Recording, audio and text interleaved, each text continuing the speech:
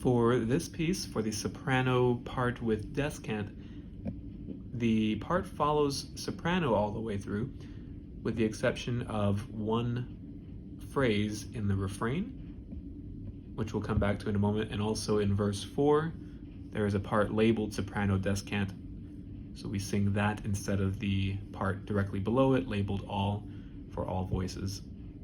Coming back to the refrain, in the refrain, this part isn't labeled, it isn't written out in the original sheet music, but in the recording you can hear a soprano descant, and it's basically doing the tenor part, only at the beginning of the refrain for the first phrase, "Behold the Lamb of God," which sounds like this. Behold the Lamb of God.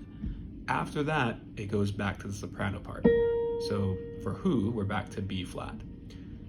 Who takes away the sins of the world, this is God's chosen one. So we put the refrain together using that tenor part as a descant for the first phrase and then reverting back to soprano on who. This is how it comes out. Behold the Lamb of God, who takes away the sins of the world. This is God's chosen one. Going down to verse 4.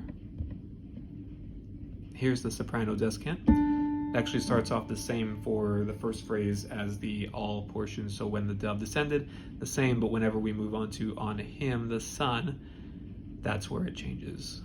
So here it is.